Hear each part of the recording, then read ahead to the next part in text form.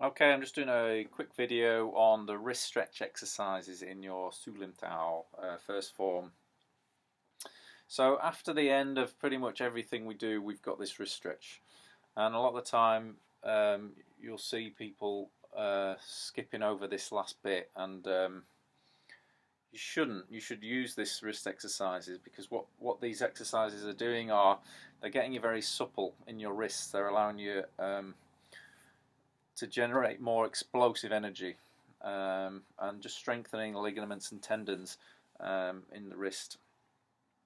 So if you, let's say you practice the form for over a 6-month period, and at the end of each part you just skip through that like that, you're not going to get any benefit out of that.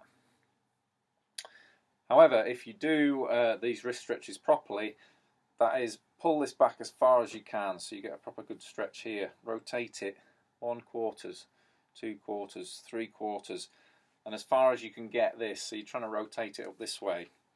This is going to give you very supple wrists.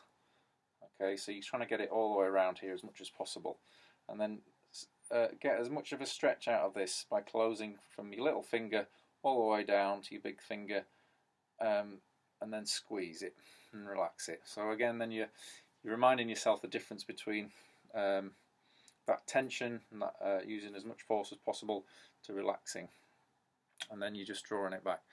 So that's just going to give you a lot more suppleness in your wrists. Your Hyun Saos will be much more powerful. So one way to think of this wrist stretch exercise is you're using a Hyun Sao to move somebody's hand out of the way and striking. Using the dummy here, this will be a Hyun Sao low palm. So we're using this to move the dummy. In fact, this is quite useful because the dummy moves. So here, using that movement. If you don't train this, then you're not going to get that strength in your wrist. Okay, so yeah, so the end of each section ends with this wrist stretch. So make sure you're really working your wrist here, locking out, pulling back as far as you can, and rotate round so you're really working that wrist and stretch. And you should also get a shoulder rotation as well out of that. So this gives you your Bong Sao position with a relaxed shoulder. Okay, so that's a little bit of info just on the wrist stretch for your basic first form.